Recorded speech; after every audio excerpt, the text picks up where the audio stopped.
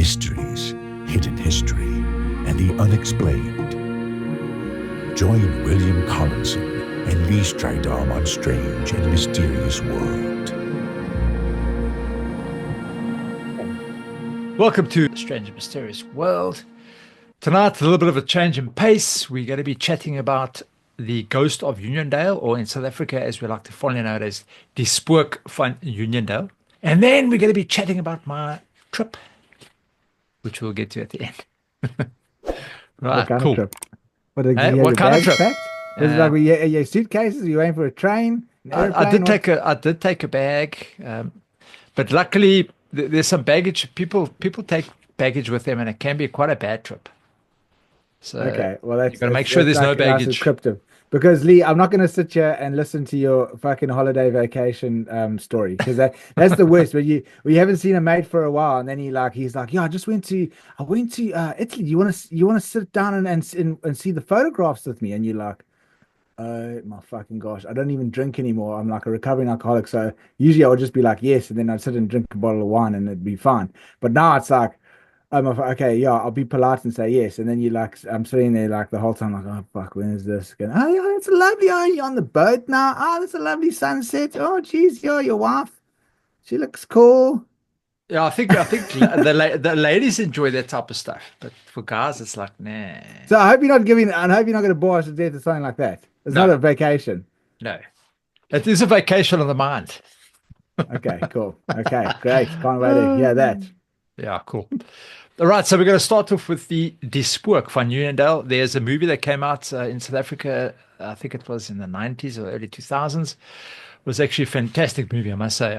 I really enjoyed the South African ghost stories and the movies that we make around them. I remember Toby Cronier was actually the narrator of the movie. He was the ghost that was kind of telling the story, which is actually pretty cool. So it was loosely based off of a true story, The Ghost of Uniondale. And the true story actually starts back in 1968. A newly engaged couple, Michael or Gail, so it's Michael or Gail. You know, the Afrikaners always got to like shorten things. Gail Oberholzer, surname. Now, according to some people, he worked at the Navy, and according to some people, he worked in the Army. So there's a bit of a discrepancy as to where he worked, but he was in the military nonetheless. Him and his fiancée, she was 22. Her name was Maria Charlotte Roux. She was an administrative clerk. They were traveling from Riversdale, from Pretoria to Riversdale to visit Ria's parents. Okay. And the reason they were doing that was to discuss their wedding plans, the up and coming wedding. Now, according to the report, while Ria was sleeping in the vehicle, so it was a VW Beetle. I remember I had a 1974 VW Beetle, and I remember these cars were very prone to rolling, actually. So while she was sleeping, the VW Beetle veered off course by a strong gust of wind. Michael lost control of the vehicle, and the car overturned near the Barandus turnoff. It's about 20 k's from Uniondale.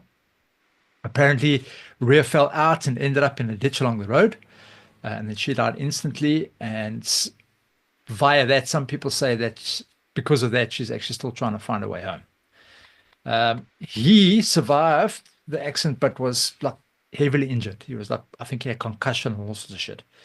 And he was actually found on the road, dazed and confused. Apparently, he was like looking for her, but he couldn't find her. So the motorist who picked him up took him to the hospital, and then another motorist came on a little bit later and found the overturned Beetle, and then they found her quite close by.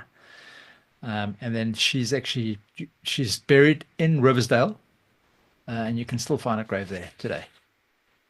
So yeah, that was quite a bit of a tragic thing. Thing that kind of bothered me about the story is that he was married a year later. Now, surely, something kind of it didn't sit right with me. But anyway, it's just maybe my conspiracy mind. Back on Tinder. Yeah, my conspiracy mind was going. It's like 1 year after your fiance has just been killed, you like wait 1 year and you get remarried. That doesn't make sense. So he was either seeing this girl prior to that. Okay, anyway, let's not get into that because then we start upsetting other people. Anyway, What were you saying? He had an affair. He was having an affair. It's what came to mind. That's what came to mind when I heard that he got married a year later. I'm thinking, when you get married to someone, you know them for a while. No, he died in 1984. Okay, well then. No, but maybe the families and that's, we don't want to portray somebody listens to this and then you know what I mean? Yeah, hear you. Yeah, so I just look a little bit worried, but that was the first thing that came to mind. Okay, so according to Franz Roux, this is Ria's brother, he reckons that the first sighting that happened, well, the first thing that they heard came through in 1973 when a family from Craddok, they were driving on the same road. The guy's name was Leonard and his wife, Katerina. They were on that road, and around about midnight, they spotted a girl in a long white gown. She had been standing on a water drain.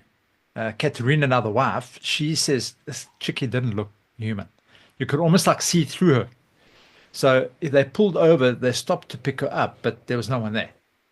When they got out to help, the person vanished. That was the very first sighting.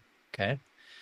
The second sighting that happened thereafter was back in 1976. So the 1st of May 1976. There was a guy driving in his Mercedes. His name was Anton Grange, or if you're in English, it's Grange, or if you're in Afrikaans, it's Grange. Okay. I know a lot of Afrikaans folks they get frustrated when you say it's Grange. It's not Grange, it's Grange. Okay, so right, cool. So he was driving on this road in 1976, and this is actually probably the most notorious of the sightings. There is one with a motorbike that comes after this, but this one was probably like the most chilling. He was driving on the Uniondale Willamore Road and he saw a girl standing at the side of the road. He said, I stopped, I opened up the door and she got in. I asked where she wanted to go. She said, no, she wants to go to De Lange. Okay, so he drove off. He's like, he wasn't sure about De Lange, never heard of that address. So he turned to her to kind of get a little bit more information, but she had gone, disappeared.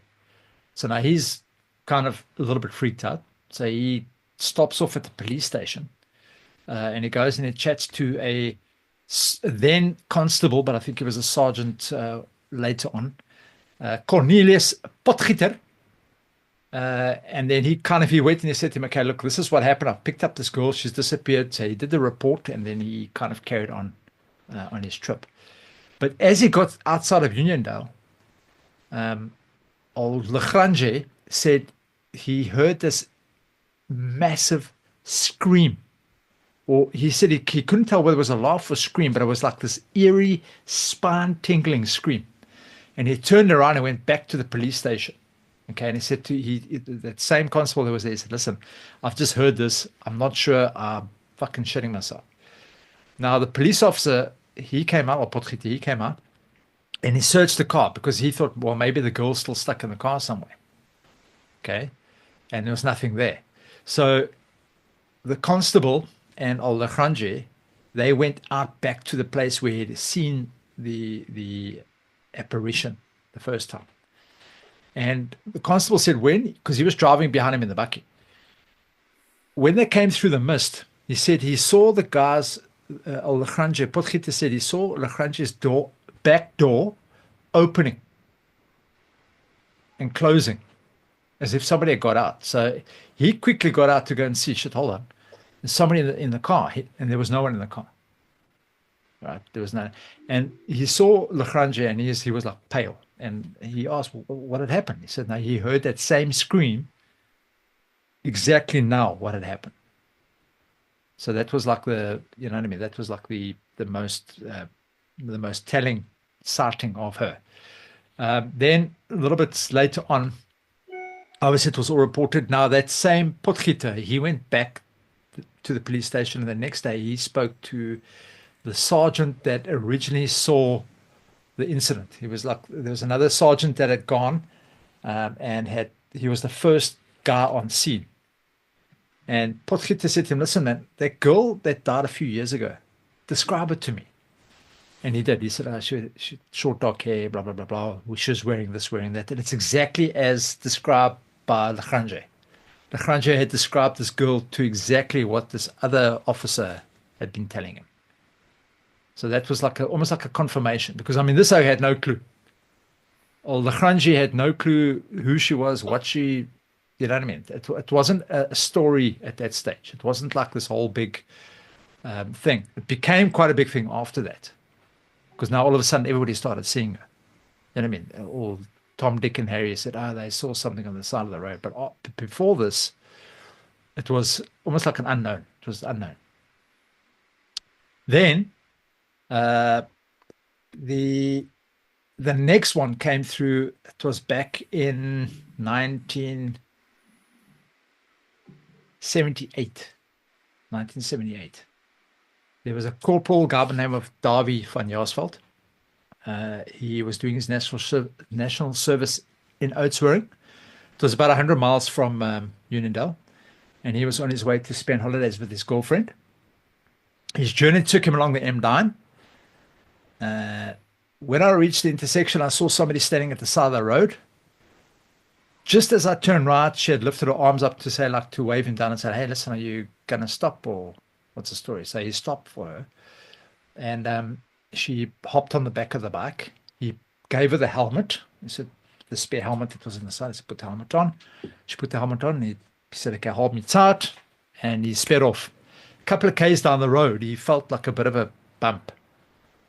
Okay. And he all of a sudden, the feeling of somebody holding him actually disappeared. So he turned around to see where she was, and she had gone. Now he was worried, because he thought maybe she fell off. So he turned the bike around, and he went to go and look to see if he could find her, and he couldn't find her anywhere. Only realizing then that the helmet that she had been wearing was still sitting on his luggage compartment. It was still strapped in. So did he even pick it up at all? He had never picked it up. So it was just all so he sped off. He sped off. He cocked himself as well. He sped off. He also went through to the police station and said, hey, this is what's happened. This is what I saw. And then he left. He said, apparently, to this day, he's never been back to that place. He said he shat himself like you wouldn't believe. And those two were probably the most, because there were a couple other people that said, they saw the side of the road and they stopped it, but by then it had blown up, because it got into the newspapers, and it got into some talk show. I don't know if it was in 702, but it got into the radio, and all of a sudden it just boomed, and then everybody was seeing ghosts on Uniondale on the road, left, right, and center. So I think after those two kind of went out of proportion, and you could probably throw the rest out of the window. Because you know what happens? People crawl out of the woodwork. They want to get their name into the newspaper, and just say, I saw a ghost and I pulled over the side of the road, and that was about it. So, yeah, and also because it's in the consciousness now. It's like people driving down there, they get like a bit tired, they see something out of the corner of their eye or whatever, and then they suddenly think, oh my gosh, it was the ghost. Meanwhile, it was maybe like a dog that ran across the road, or like a flare of a car or something, then they all of a sudden get excited and they think it's something, because like now it's in the zeitgeist, Both guys, or both sightings, when the people described the girl, exactly what she was wearing, except for the first one where they said she was wearing a white gown. The other two said that she had been wearing black slacks, which is pants, a blue blouse, and a black jacket. And that's exactly what she was wearing on the day she died. So that's quite freaky. So, yeah. But, yeah, so it's you think the other guys heard the story before about the clothes? Before they... No. But they described her short black hair. Days. Yeah. No. Because just remember, I don't know how many people read... I remember back in those days, I didn't read a newspaper. I rarely read a newspaper. And I mean, so... But after that, after all those things there was a lady, what was her name? Claire Stern. She wrote for the Sunday Times. She actually published the story in the Sunday Times at the time. Oh, wow. Ghost story made into the Sunday Times. Yeah. That's like a ghost story making it to the New York Times in America. Yeah. Or You going know, I'm on not to saying it's Netflix. that prestigious, yeah, in South Africa, but But it Sunday was for Times you. was, Sunday Times was very prestigious back in the day because that was literally through South Africa. The Sunday Times was like a distribution across South Africa. And then in each province had their own newspaper. Like I think KZN had the Metro, something that came out every Friday. But I remember the Sunday Times was quite a very well published newspaper at the time. It was very Mm. well Yeah, it researched. was People like. did a lot of good journalism. Um, All right, so then moving on, the trip. yeah. Let me Okay. explain this trip to you. So a while back, I asked my niece, say to listen, um, where can I get some trip advice? Is she like a travel agent? She's like a trip advisor. She's so she said, no, man, I can get you some gummies, sweets. I said, okay, all right, get how much was it? She told me X, Y. I said, all right. So I bought some, and then the Some weekend, a couple of weeks. THC, some marijuana gummies. Nah, fuck, this is strong stuff, man. Marijuana is like no, So that's not like marijuana. scraping the bottom of the barrel. Yeah, no, marijuana is like Scraping the bottom of the barrel your least that's your least for hallucinogenic. babies. Yeah. So anyway, so rock Okay. up at a place. She says, "All right, cool. So this is what we're going to be doing. We're going to pack a little bag. So we had like bananas and stuff. Okay. And then I said, okay, so where? Because now I want to walk out. She says, don't have it at the house. You want to walk out into a nice environment. You want to walk out where it's nice and open, and you want to go and experience nature. You don't want to be sitting inside your house. I said, okay, cool. So I took a jub little sweet, tasted normal. She said, okay, it's going to take about half an hour to kick in. I said, all right, cool. She took her jub, and then we kind of But what started is walking. this? What are you taking? Are you, are you taking like, is it ayahuasca gummies? Is it It's a, it's is it a, it's a, it's peyote a, gummy? it's an LSD, man. LSD, jub. Okay, cool. Yeah. All right. So So wait, anyway, so I'm wait. thinking, Yeah. So what was your intention of taking this now? well, I wanted to experience it. I wanted to see what this is all about because I've heard people talking about it. I've heard, sort of different descriptions and all sorts of stuff. So I thought, okay, I'm going to And also, I test mean, this out. there's a huge healing benefit to it. I mean, like everyone's on this huge psilocybin and a DMT fad at the moment, like saying it's the most like for your mental health, like the most beneficial thing you could ever do are these ayahuasca trips, like put you, spiritual flipping silver bullet, make you enlightened in one Well, let me tell session. you one thing. It does connect you to the earth. Your Okay, but connection anyway, to let's just earth, your let's go connection on to to earth your. becomes a lot clearer. But anyway, But so now we're walking up this hill. So we walk through the town. There's a little it's in Howick. Okay. So we walk through this town, past the spa, past all the little shops, and then there's like a an environmental area that they've blocked off. What's it called? There's bio environmental area. So we walk in there. It's the grass is tall, and you know what I mean. It's there's hills, there's trees and forests and everything on the further end. So we're walking, and it's freaking boiling, dude. The sun is like beating down on my head. I've got shorts and short sleeve, so the sun is like hot, dude. And now the first thing that starts happening is I start feeling like I've had the worst night. Well, okay, not the worst night, but I've been drinking, and it feels like I'm starting to get drunk.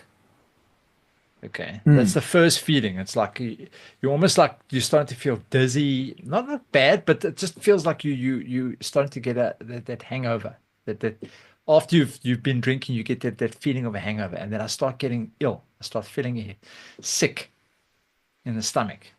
So I'm thinking I could have just gone and bought Duasvein box one, and I could have had the same feeling.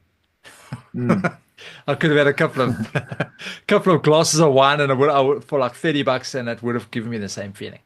So I'm feeling like ill. I'm thinking, yes, this is just like I'm not enjoying this. So we carry on walking. We're trying to find some shelter because it's like open. The forests have been blocked off, so we couldn't get to the forest.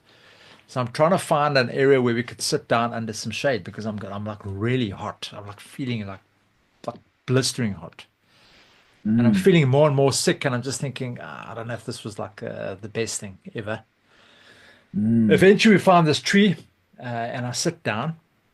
Um, I'm leaning against the tree, and I'm looking around me, but I'm seeing ticks, dude. Wow. Ticks. They're like running around on my legs. I'm like, what the fuck? It's like, Wow. what the fuck? So obviously, because the grass is quite high, so you got ticks. But anyway, I get all of these things off of me, and I'm thinking, so far, this is like the worst experience, the worst trip I've had so far. Yeah, it sounds like the beginning of a bad trip. Yeah, I'm feeling terrible. I'm like feeling no fuck. Yeah, because I mean that's the thing. Like I mean, the most important thing is a good space before this. I mean, Yeah. I mean, back in my drinking days and my drugging days before I went to rehab. I mean, I did a bit of LSD quite a few times, and I mean, it was probably, I could say it was probably some of the most funnest experiences I've ever had in my life. We're like in the right environment with the right friends, and like you just go and have the craziest fun time ever. But then I've also had the most terrifying, absolutely frightening experiences of my life, where it was just like, I mean, it was hell. And it's also, the thing is, because I mean, when I did it, it would carry on for 12 hours. So like it would be like, once you're in a bad trip, it's like 12 hours of fucking torture, absolute fucking nightmare. But it So changes. like now it sounds like you're going into like, it sounds bad space, bad. No. It's So like things are going bad. No, so I said to her, listen, hey, I'm feeling sick. She said, no, don't worry, that's normal. You just got to get over that. That's like your, it's the energies and stuff in the stomach, and don't stress about it. It'll pass, which it did. And she says, now how you can tell is if you look at your hands, you can actually start seeing the lines in your hands to start moving. I'm like, fucking, I'm looking at my hands. I'm like an hour in, I can't see fuck all happening, dude. I'm just feeling, I was still feeling sick. Okay, eventually that did start passing. And yes, I could actually, when I started looking at my hands, you got those little, like fingerprints, but I could see the fingerprints on my hand, like in the middle of my hands. And it was see-through. I could actually see through it. And it looked like islands. They were like clouds. And I could see islands in my freaking hands, dude. So what the fuck? So I'm busy studying my hands. I must have looked like a complete toss. Then I start looking out into the horizon, and out in the distance, you got that Howick Dam. You got the dam that's there. So I could see the dam, and I could see the water. And above it, I could see the clouds. But then the clouds started moving and shifting, but they were like moving back and forward. It was almost like it was dancing, the clouds. Yeah. And the colors became very vivid. When I'm saying like the blue was like blue, I could see colors above the trees. So like in the tree line, because normally I can see this white, normally for me, I can see white above the trees or above things in the distance. I can always see like this shimmer of light. Doesn't matter. I can look at people, I can see the same thing. But all of these, I can now see color. Yeah, I could see the auras, but that's normal. I can always see that. But now I could see colors above it. I could see like, if you look carefully, you could see like the rainbow colors. Oh, wow, okay. So I'm thinking, fuck, that's actually pretty cool. And then I promise you, it was like the most awesome feeling of peace just comes across you. Yes, I kept getting, like every now and then I get this nausea feeling come back, where you've got to like breathe it, and eventually it kind of disappears. But the things that I was seeing, the colors and the things that were moving around, you could almost start seeing shapes. It was like weird. It was like the weirdest. But all of a sudden, your connection to Earth, like I had this lady beetle that landed on my finger, and I was like just looking, and you could see your vision almost like went HD, high def vision. I could see like the legs, boom. I could see her little tongue, like eating the sweat. I could see it. It was like, it was amazing, dude. And I thought, fuck. Okay. And as the time went on, so it just became more and more and more vivid. I didn't see hallucinations. I didn't see that. Okay. I wasn't hallucinating. I didn't see any like strange creatures running around, all sorts of shit. But just the feeling of complete understanding about Earth, about the peace that kind of overwhelms you. And yes, you do go through a bit of emotional thing. There's a bit of a time when you're kind of laughing, or you're smiling to yourself about your life, and you think, it's actually not so bad, and the world is not so bad, and we live on a fantastic planet, and this planet's our mother, and it's looking after us. And you go through those feelings, and you're almost like a bit teary-eyed. You know what I mean? So you do go through those feelings of emotion. Not You or heavy someone emotion. else? No, me. You go through, but it's not like heavy emotion. It was like, it's just at the back of your mind and you're thinking about it and you think, what, everything's not so bad. We might see the shit that happens on the news and that, but it's not so bad. And you look around and everything's just beautiful. Everything's just like fantastic, and you loving Earth and you're loving everything that's going around you. And that's actually pretty cool. So, and that went on, I shouldn't say this, but I was about 6 hours in, and that's when I phoned you. And I said, hey, fuck, I've got to get home. I've got to get home. And I was driving, and I was still a little bit under the influence. Then I went through mist. Now, Hilton, when you're going from Hilton down to PMB, it is very misty, especially because it started raining. I love that. I love the mist. It started raining, so it was very, very misty. Beautiful. Fuck, I'm going down this road, and I'm thinking, tripping balls.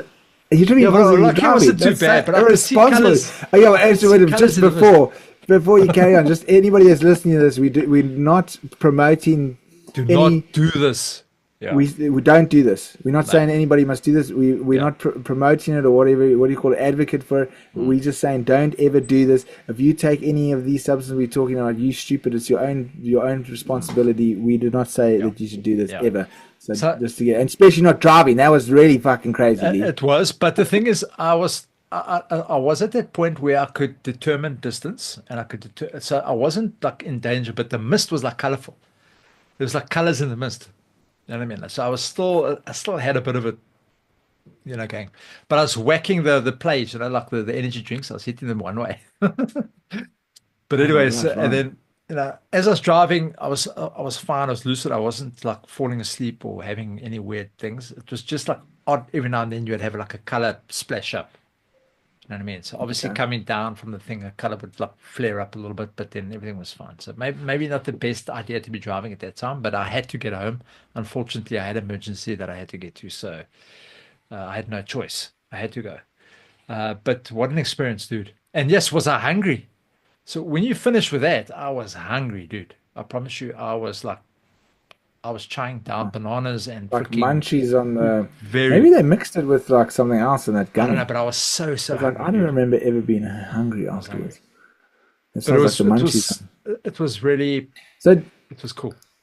Did you have any spiritual insights, like profound, like spiritual, like things in your life that you could see you could change, or like anything that you got any messages? I felt that I was on the right track. I felt that I was on the right road.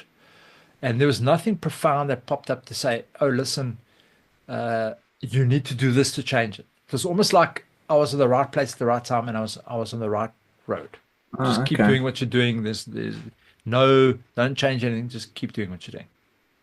Yeah. Just I had more of a gratitude to our home, to Earth, to what we're living on. There was a huge gratitude. I suppose. That's probably very positive to come out with, yeah. But she did say though that sometimes because she was mentioning how many mils we took, or mics, or I don't know what they call it, mics that you take. She said you can increase the dosage, but then when you increase the dosage, you could start hallucinating depending on how much you're taking and that kind of stuff. Which is I think. I suppose maybe it was good to just test it out like that, but I think the where the people get those huge, really mystical moments is when they do like high doses or whatever. Yeah. Or also they say wearing blindfold and music and like going within yourself. I had music on. I actually had music. I had music play. Is it okay? Because they say that if you keep your eyes open and you get all the stimulus from outside, you don't actually go inside and. To get a spirit, like a deep, mystical, spiritual kind of. Well, maybe I'll do it next time. But it was so cool to see, just things. The clouds were just like shifting, dude. They were going this way, and then next minute they're going this way, then they're going this way, then they're going this way, and it was like moving around, and then they were like almost like moving around. It was like awesome. It was so cool to watch. Oh. Yeah. Okay, cool, man. Yeah, So now we've had although it started yeah. off like cuck, and I just thought, geez, the bottle of wine could have done the same thing. Um, it turned out to be something quite. It was quite a good experience. It was something nice. It wasn't like overboard, hallucinating, and it wasn't a terrible thing. Just obviously every now and then the nauseous that comes up, just you breathe your way through that, and everything's fine. But just the hand thing, man, where you could almost see right into your hand. Could like your hand became almost like invisible. You could see right through. It was Amazing. it was cool. Great. So like now that we've done the good story, you want to hear one of my bad trips? Yeah, give me the story later. Okay, so then people can see. Okay, there's a good side. There's also the bad side. Okay, so I mean, look, I've been clean of drugs and alcohol for 9 years because I went to rehab 9 years ago. It's almost 10 years now. So this was in my days like really partying, going crazy. And also the thing is, back then it wasn't a big fad of this like mystical kind of spiritual healing kind of modality or whatever. It was just like, I remember I was living in Edenvale. I was actually in boarding school, but my friend, I'd go to Edenvale in the weekends in Johannesburg, and there was Doors nightclub, and that was like a heavy. Doors nightclub was a heavy metal nightclub. Like you go there, people wearing like 12-inch fucking platform heels with spikes all around their neck and black Like eye goth, makeup. like heavy goth. Fucking insane. But the guy at the door used to sell LSD, like these little stamps. And also like microdots. I don't know if you never heard of microdots. Those little Yeah, no, that's hard what I things. said. Mics. They call it mics. Yeah. I remember trying to cut. If people that are listening to this ever had a microdot, if you could buy a microdot and you want to share it with your friend, and you sit there with a knife and you try to cut it, it's like you cut it and it just shoots. The pieces you cut off just boom.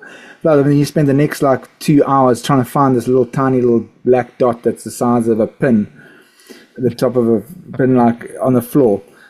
And then you like you say to your buddy, okay, no, I found it, here it is, and it's actually just like half a rat poo. But anyway, so I mean, like I had some great times, like so it was just for fun and games, and it was drinking on it as well. But yes, this one time I was living in Melville, and me and my friend and my girlfriend at the time, we thought, okay, now we're gonna do LSD this weekend. So we bought like little stamps, the paper stamps at the time. And I remember the guy was like, no, this is some really strong stuff, so just be careful. So we just took like half each. And it was like around about, I think 3 o'clock in the morning or something. And all the bars in Melville were closing, but there was this one place called the Wee Pub. So we went to the Wee Pub. And then I remember the LSD kicking in, and like I was getting so excited. I said, no, I'm just taking the other half. I'm taking the other half. So I took the other half. And and I should have waited until the other one fully kicked in before I just got excited and took the other one. Because now at the Wee Pub, they only had their liquor license until 5 o'clock in the morning. So now they closed all of the doors and it's this tiny little bar. It's like and it's got like it's 2 stories, 2 stories, but it's very small. So they closed everything. And they shut the lights off because they said if the police come down and they see them selling alcohol at night time after the liquor license will be taken away. So now we're sitting in this pub and it's like dark. You can barely see everybody, and they've locked everything up. So like we all kind of like the music's kind of going, but it's a weird environment now because now we're locked in there and it's really set the scene because like now we like all like kind of hiding. And then this guy behind the bar, he has this taser, and he started like fucking with the taser, like trying to like scare us with this taser. So then that started like freaking me out, like because this guy was like being aggressive with his taser. And then the other half like kicked in, and I can't remember exactly what happened then, but I suddenly thought, oh my gosh, me and my friends have been led into this den. They've locked us in here because it's a whole hoax. Like they've put on this whole show to get us in there. And it was just to steal our kidneys, to okay. So they're gonna, and these are all people that are just like actors in the show to like get us and they trap us, and now they're gonna take our kidneys and whatever. So I started freaking out, and I ran upstairs. I remember, and I got because I couldn't get out there because everything's locked now because we're locked in there. So I ran up there and I looked at everybody and I thought, oh my god, they're all in on this, every one of them, because they're like all looking at me weird, like, and I thought, fuck, they're in on this. So I ran into the bathroom and I pulled, because I saw this fan above the toilet, and I thought, fuck it, I'm going to climb through here. So I pulled the fan off, and when I pulled the fan off, there was just a wall behind the fan. And I thought, oh my God, see, it reinforced it to me. It was just like I was like, they've built this. It's a whole set. They've just built it just to trap us. So then my friend saw me freaking out. He's like, what the fuck's going on? He's like, I'm like, we've got to get out of here, So we went out to the top where there was this roof. And I mean, he told me later, like, how crazy it was. He says he opened up this door and he said he's never seen someone fucking run so fast. And like, it was almost like I had supernatural powers, because I ran and I jumped on these bins and I fucking flew up onto the roof. Like he said, he'd never seen it. It was just he said it was so crazy, but so hilarious at the same time, because I just fucking bolted out of there like a fucking bat out of hell. And I ran through these dustbins like, and just shot up onto the roof. And I just started fucking bolting down the roof. And then I ran through this razor wire. There was all this razor wire on the roof. And I ran through the razor wire and it cut up my leg so badly. Yeah. I couldn't remember what happened after that. I just remember I was on the road. And my girlfriend was standing at me like bawling her eyes out. And my friend was standing there going, what the fuck? And I looked down at my leg and my leg was completely open. It was like split down the middle. And like my whole calf was like lying open. Okay. And then the ambulance came and they took me to probably the most dodgiest hospital in Johannesburg at the time. But I think it was Baragwanath. So I got into Baragwanath, and like I remember, like I don't know what was going on, but I was in this hospital room, and I'm like looking up at the ceiling, and there's all this water dripping out of the ceiling, and like all the paints like come off, and I'm like trying to move my legs so that this water doesn't drip into this open wound. And I'm like, eventually, like I get into this one space, and there's some nurses around me, and they were so upset, they were like so angry, and they were like looking at me, and I didn't know why they were angry. I don't know if I was maybe like saying something or whatever, but then it hit, like I don't know if it was like what time, an hour passed, and they just all disappeared, because it was like their knockoff time, like the shift changed. So then they were like trying to help me or whatever, but as soon as the time hit that hour, I don't know what time it was in the morning, they just stopped what they're doing and they just left. And I was did they know you were tripping? No, they didn't know. Okay. So then my friend and me, I was just lying there and I'm thinking I'm going to bleed to death, and like my friend's staying there, and he's like, what the fuck? So he just took the bed and he just wheeled me out of this hospital, and he just wheeling me through the things, all the passages, everything, and he And he was on the phone to my parents, and he eventually they said to him, okay, this is the medical aid number, whatever, just go get him to the right hospital, whatever. So he phoned the medical aid people, and they said, no, take him to Olivedale Clinic. So he grabs me on the bed and he starts just there's still the nurses, no one's come back. Like I've been in this room for whatever, and he's just like, now he's just pushing me through the hospital. We're going through like the hospital halls and everything. He's just pushing me around.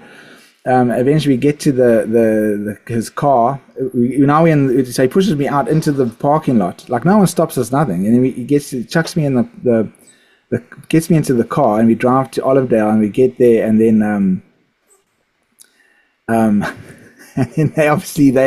it's like not a proper, but like, not the worst hospital in the world. It's like a really decent hospital.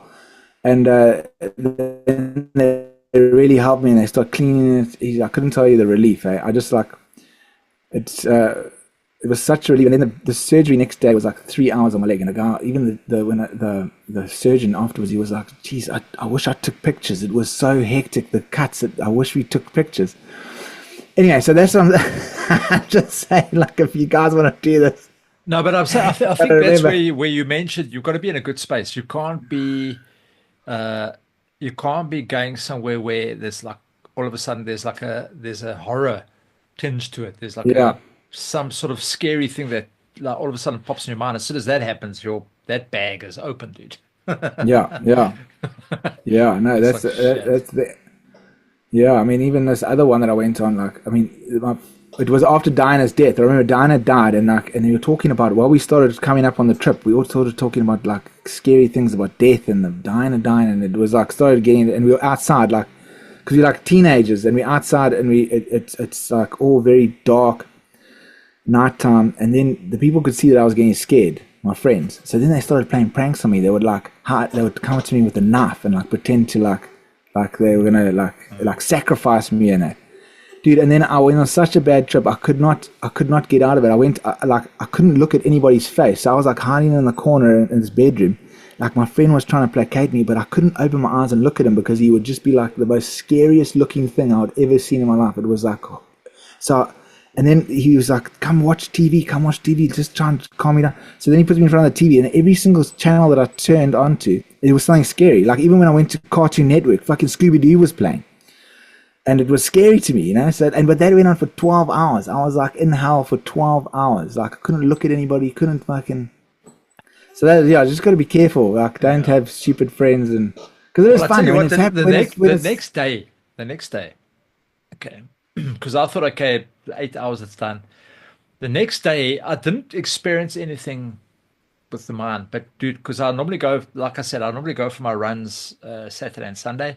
It's a 5K. I went for my 5K run on Sunday. I took my dog and I went for a run. Dude, I was so heavy. I felt like when I was running, I just felt lethargic. I felt like I couldn't, it was like, I can't even explain. I felt like there was lead in my legs. It was like so tough to run. I did it, but it was, I think my time was like way out, but I was struggling to run, dude. Wow. Yeah, so they say it's funny, like there's no toxicity in it, but I don't know, dude. Weird. Fuck, I could hardly run. Maybe consciousness, like being like your body, just being back in your body or whatever. Might have been difficult, but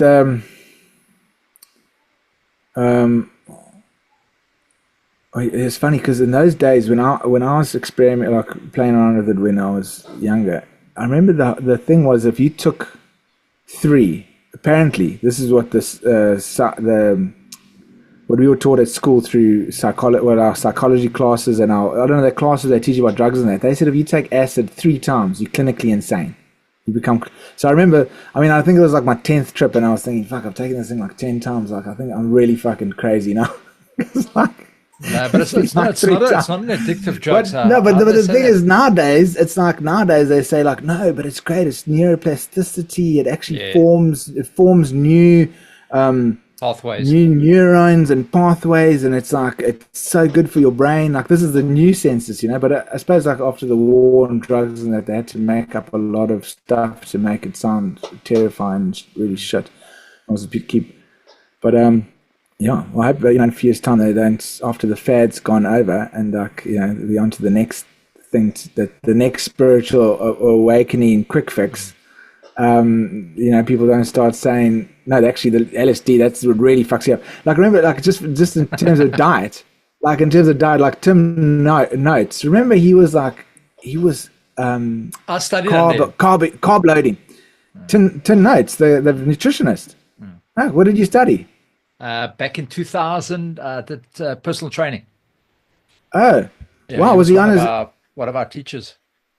Oh wow! Because I remember he was on the carbo loading thing. He said like before every carbs. That's the thing. You got to eat carbs. It's the thing that before every big race, you got to just eat fucking 2 kgs of spaghetti and 4 loaves of bread, and then you go on your thing. And he was all about the carbs. Then all of a sudden, like I don't know, 10 years later, he's like, "Oh, don't have carbs, just have meat. Don't have carbs at all." Like not even a single slice, not even the fucking a milligram of a crust of bread. Yeah. Like it's like the worst thing.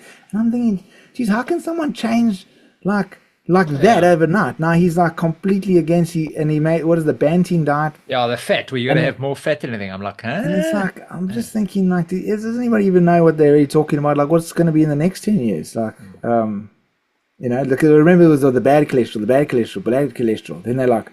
No, wait a second. There's good cholesterol, but there's also bad cholesterol. It's like, does anybody really know what's going on? Yeah, but that's cool, dude. Glad you came back alive. Glad you didn't cut half your leg off. No, luckily. But I did take it into consideration to be in a good space. Everybody said to me, if you're going to do it, make sure in a good space. Make sure. You don't want to be. So, and I think that's the key. So also you had an emergency. You had to go to an emergency. Like what I had to emergency? get home. I had to get home. Because that's so funny. Because when you phone me, you're like, yeah, I gotta go to emergency. I'm like, oh my god, dude, and you're tripping balls. Like you gotta watch out now. No, it's my mom was staying with us for the weekend, and she was panicking, and she didn't know where half the stuff was, and she didn't know how to feed the Okay. dogs. So I was like, oh Jesus, okay, I have to get home. Okay, but at least you felt like you're in a good enough headspace. But No, nice, dude. That was way better than looking at pictures of Italy. I'll tell you yeah, that. yeah. But yeah, like we said earlier, this is just an experiment. Please don't go and try these things. We're not advocating for it at all.